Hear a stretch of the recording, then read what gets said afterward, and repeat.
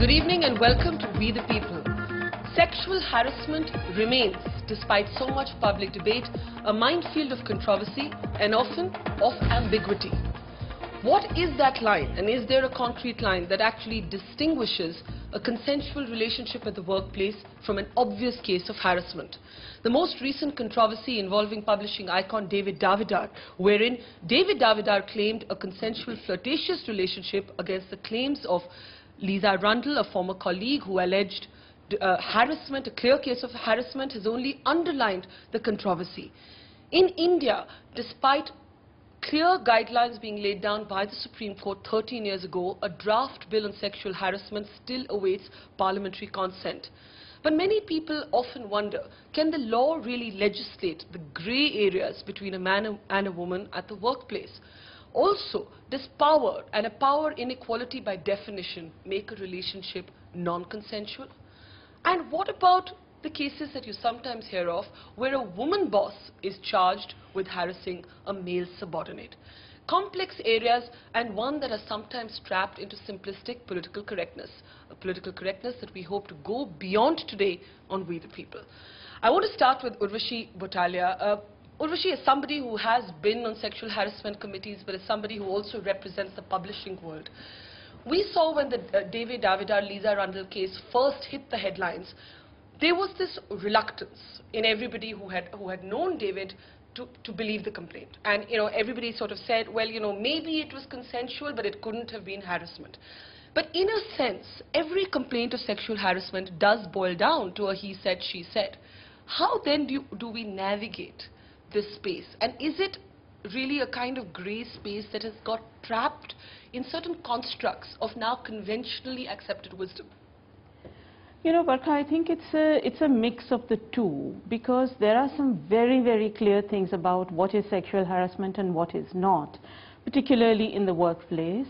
The law defines it in very specific ways and tells you when that line is being crossed.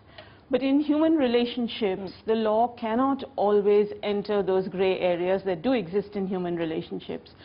And that is why, for example, in the David Davidar case, many people who knew David professionally could not believe that this could have been possible of the person they knew.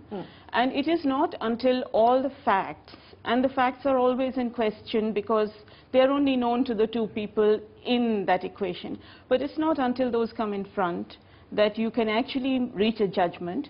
However, one thing that the law says very clearly, and I think that's important to remember, is that even if things are consensual, the moment the person who is not in a position of power finds it objectionable, you've crossed that line. Does that mean, for example, in this particular case, you did have David issue a statement saying there was a consensual flirtatious relationship, but the person in question was also a subordinate, and hence I go back to my original question, that if there is a hierarchical relationship, is that antithetical to it being consensual at the workplace? I don't think it's antithetical to it being consensual, because that often happens. In a workplace, you spend so much of your life in a workplace that it can happen. I think what's perhaps wrong about it, or where the buck stops and where the responsibility lies, is always with the person in power. It is that person's responsibility to actually know when that border is being crossed and to be very, very careful and to not cross it, including in this case. Including in this case, you would say. But Nilanjana, if you look at the history of sexual dynamics between powerful men across the globe, and whatever that construct may be of power, whether it's the American President former American President Bill Clinton and Monica Lewinsky, where she was an intern. I mean, she was an intern at the White House. Yet nobody would pick up that relationship and say it was a case of harassment. In fact, many people would say Monica Lewinsky became somebody riding on the back of that controversy. So how do we, and especially for feminists, a particularly problematic area, because the instinct is to believe the woman, the instinct is to say that it's so tough for women to come out with, and bear that sort of tittering and the analysis of their sexuality and the morality that goes on. Yet, it is also a truism that women are often attracted to powerful men. Literature is replete with examples. I think that's fine when it happens outside the workplace. You know, at that point of time, no one actually says that, all right, this man is dating a woman who happens to not be his equal in terms of status or power. What happens in cases like David's, for example, is at some point of time, your relationship is also going to affect the other people at the office. You know, so as the person in power again, you have a responsibility to look at it from that perspective and take a look at the wider implications of your behavior. Isn't this to an extent a Catholicization of the workplace? Because from what both you and Urvashi are arguing, and this is a law that exists in many Western companies, workplace relationships are then just, you know, to be not just discouraged, but they're not permitted. Well, you know, speaking personally, I think that's a terrible shame in the sense that you're asking people to sanitize their emotions and to pretend basically that they aren't human. The most sensible approach to this that I found actually comes from Google, which says, we understand that you are human, you might be attracted to your colleagues, you might form close friendships, and some of them might become romantic. But Google also adds that if it's a case where either one of you, irrespective of gender, is in a manager-subordinate position, or if you feel, and the wording is fascinating, if there's an actual or an apparent conflict of interest, in that case you need to report to HR, get a transfer, and if you don't want to abide by those guidelines, you're fired. Yeah, I mean, you know, be open about it. And you think that's reasonable, Urvashi? I think that's reasonable. I think that you can't deny that relationships happen in the workplace.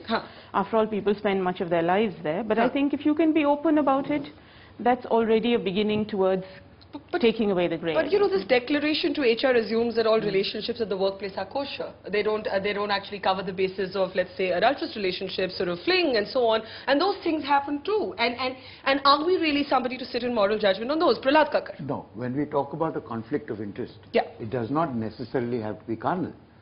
It can also be favoritism because of chemistry. Yeah. So when a boss actually finds an attractive but incompetent subordinate